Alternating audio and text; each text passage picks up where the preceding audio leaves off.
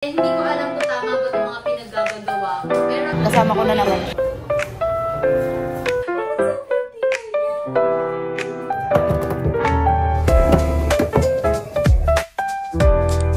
So, hi guys! As you can see, dumating na yung mga order natin from Orange app. And yes, medyo madami siya guys. At hindi ko alam kung tama ba itong mga pinaggagawa ko. Kasi diba, yung nasabi ko last time is parang more on minimalist. Yung first time ko rin bumili ng mga gamit kasi nga, diba dun sa last na unit namin is wala akong anything na pinagbibili. So, ayun guys, buksan ko muna silang lahat and yun, i-share ko na siya sa inyo. Okay? So, unboxing na tayo. So, dito na tayo guys, simulan na natin. So, yung unang binili ko is ito, yung condiments organizer. So, nabili ko to parang 350 pesos. Kasama na yung kanyang pinaka-lagayan. So, pwede ko na ilagay dito yung oil, yung toyo, and then suka, and then yung patis. So, next, lagayan ng tissue guys. Kasi yung mga tissue ko na lagi nasa bed, lagi siya nakakalat. So, na-realize ko, para makadagdag na lang din ng aesthetic at hindi siya yung parang messy tignan, bumili na rin ako ng tissue box. And next is, ito, bumili na rin ako ng dalawang laundry powder container. Isa para dun sa powder, dun sa soap powder, and isa dun sa fabric. Parang nabili ko to na sa 120 ang isa for 180 ml. So, perfect na siya guys, diba? So, ito, ipiplace ko lang din siya dun sa ilalim ng aming sink para hindi pa din siya yung kitang-kita sa labas. So, next guys, bumili na ako ng 3 container para dun sa aming mga chicken, sa mga pork, and everything dun sa isa. Bumili na rin ako ng extra just in case na may iba pa kaming bilhin. Ito, like for example, yung mga isda. So, yan. 23 pesos lang to guys. So, yan. Kaya bumili na lang din ako ng 3. So, yes! So, next guys, is na-enjoy ko kasi last time yung mga malalambot na kumot. Kaya parang, meron kasi akong duvet cover. And masarap din siya, as in like, masarap siya sa feeling kahit walang duvet talaga mismo. Pero, yun nga guys, parang na-enjoy ko rin bumili ng mga iba't ibang color ng punda. Since yung mga ibang binili ko na mga punda or yung mga bed covers is brown din, yung mga nude beige na brown. So, kaya na-enjoy ko na rin. Bumili na rin ako ng isang duvet na talagang yung pinaka-blanket niya. So, eto guys, parang nabili ko lang to ng 450 pesos. Full double na siya. So, sana kasya kami dalawa easy. Kasi kung hindi, ako na lang to mag-isa. And, second to the last guys, itong microwave rack na nabili ko rin sa Orange app. Parang, habang kinakabit ko siya guys, hindi ako masyadong ganun nag-enjoy.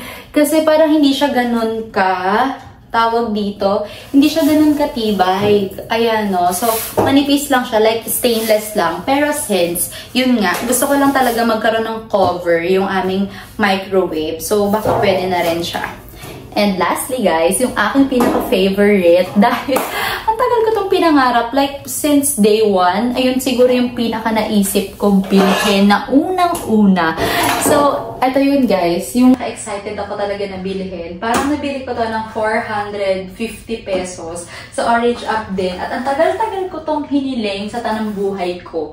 Simula pa lang nung paglilipat. Kasi ito talaga yung wala ako. Itong folding chair, diba? Sobrang ganda niya guys.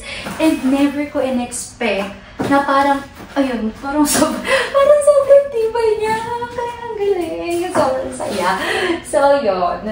Yan. Bumili pa kasi ako ng table na partner nito and tinanong ko si Z kung gusto niya rin ng ganito para if ever nakakain na lang kami dito sa loob, ito na lang siya guys. So, foldable and hindi rin siya nakaka-messing tingnan dito sa loob. So, pwede namin siya ilagay dun sa likod ng aming laundry area. So, hindi siya rin nakakasikip dito sa loob. So, yeah!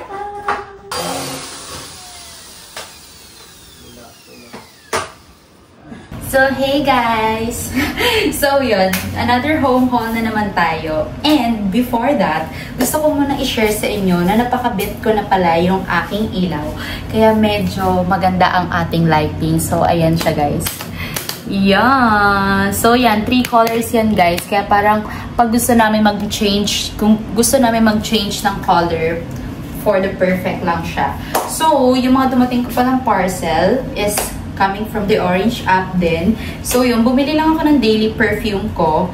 And yung pangalawa is nakabit ko na dun sa may door namin, which is yung door seal strap o door seal strip. Something like that. Para lang hindi pumapasok yung mga ipis na galing sa hallway.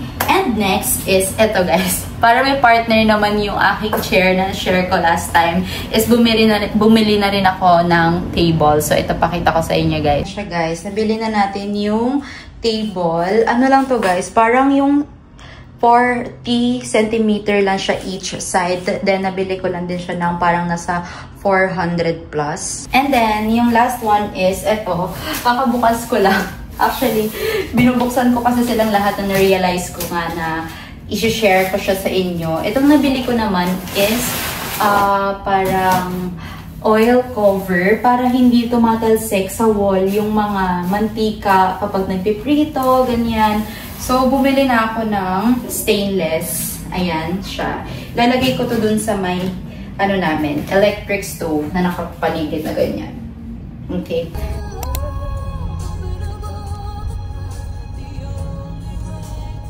Guys, nandito kami sa estancia today. At mag-grocery lang. Kasama ko na naman siya. At gagastos ulit. No, ako. Ano ba yan?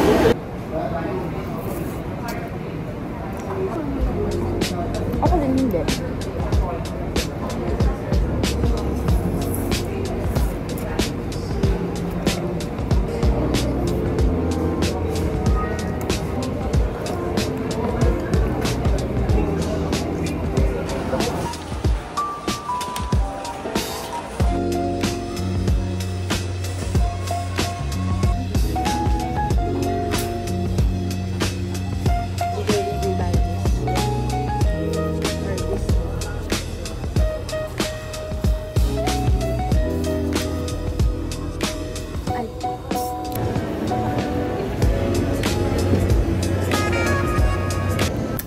So, hi guys! So, it's currently 9:30 PM. And yes, kakauwi lang po namin galing estancia.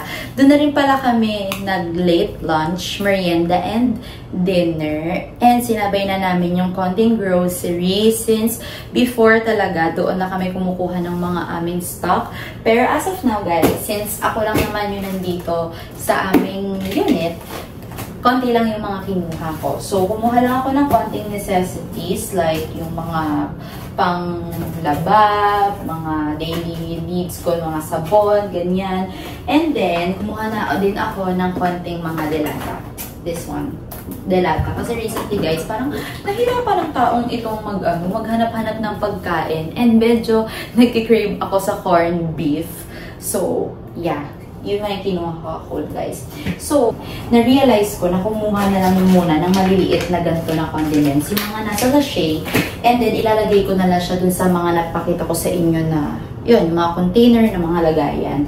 And actually, guys, sinabay ko na pala ang dalawang cranberry juice. Na recently, ito na yung iniinom ko. It's because, parang, nagpa-check up ako sa aking reproductive system and reproductive health. Basta sa aking reproductive health. And medyo nagkaroon ako ng imbalance. So, better pala ang cranberry juice. And yun guys, medyo nag-stop na rin ako mag-soft drinks.